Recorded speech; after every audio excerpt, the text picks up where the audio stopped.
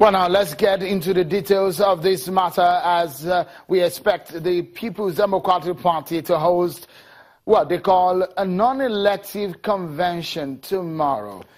Well, joining us tonight on the program here from the nation's capital, Abuja, is the secretary to the planning committee of the convention of the People's Democratic Party, Senator Biodun Olujimi, a former deputy governor in Ekiti State, the sitting senator. Many thanks for joining us on the program. Thank you very much. It looks so much that there are a lot of issues on the ground, and for your party, I guess this is perhaps like a rebuilding process, isn't it?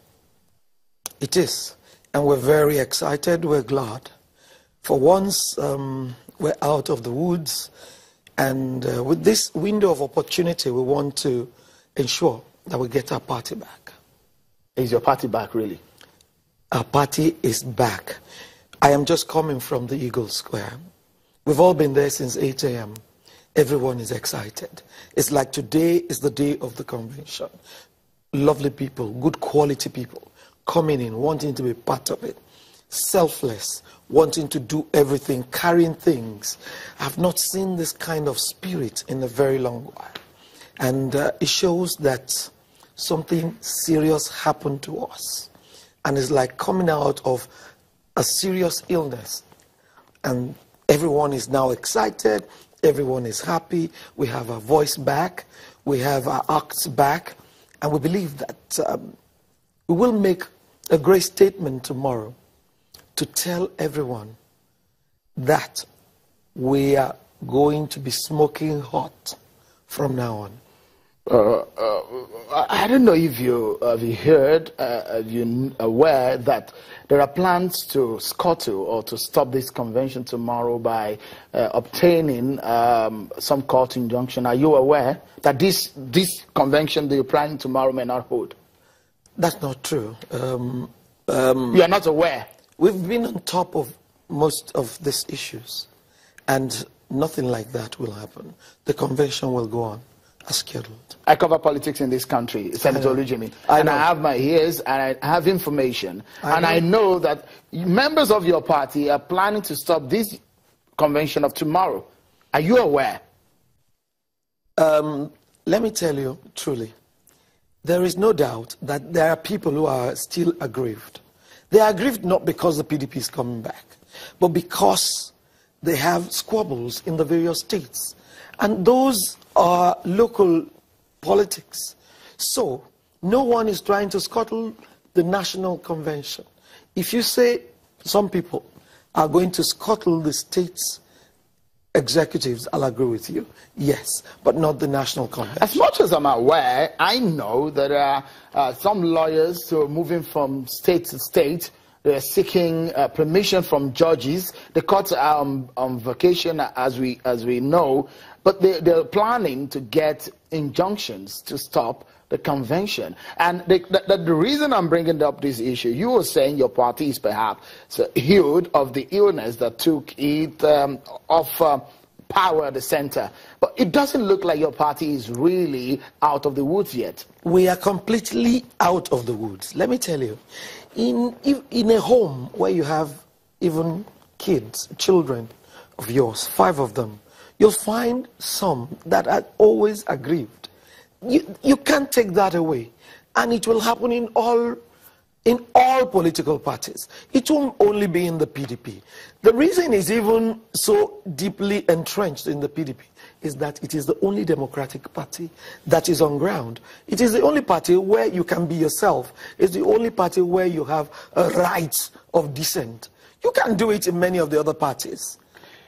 It seems there are a lot of inconsistencies with your party. You say your party is the largest party in the nation. It is. This is the constitution of your party. I'm very sure that you have a copy of it. If you look at some sections of this constitution, for example, if you look at the section 59 to 60 that talks about disciplinary measures in your party, one of it is that it does say when there is a subheading there that says remedies.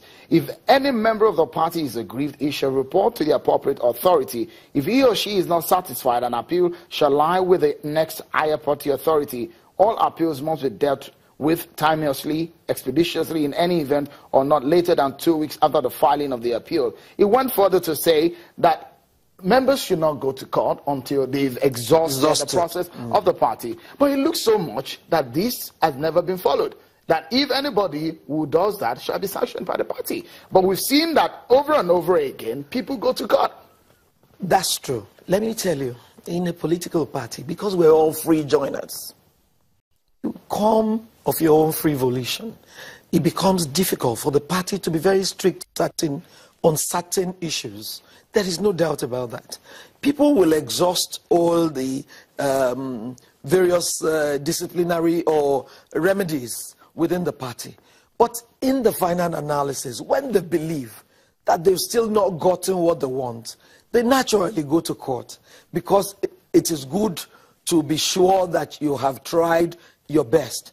How did we get into court, and why did we wait this long to be out of the Supreme Court? We waited because we thought if at any point in time we had resolved it like a family thing, somebody would still have gone back to court. But where we are now, the Supreme Court gave the final verdict. That is the highest court of the land. The reason why I'm bringing these issues up, Senator Olujimi, as a lawmaker, you know all of these issues, that you follow strictly the rules of engagement. You say your party is the largest party. Yeah. But in the history of the politics of this nation, as far as I can remember, even in the days of UPN and NPN and all what have you, we've not seen so much patronage in the court about political leadership of the party. It seems that your party has had so much of enjoyment of going to court to settle his own grievances, especially leadership issues. It tells you how liberal we are. Really? It tells you how democratic we are. It shows you how we manage human beings. That is the reason why we're the largest. That is the reason why people are still coming back into their party. Because, you see, you have a voice. You are not in a party where someone pontificates and tells you what to do. You have a mind of your own, and you can act as such. You really say that there are no people who pontificate, when even members of your party have said the governors had some of the problems of your party. Are you aware of that? I think that is in all the parties where you have governors. Because, you see, over the years, we have elevated the governors to a cult level. And taking it back is tough, because they are chief executives of the states, so there is not much you can do about that. And they are leaders of the party in their various states.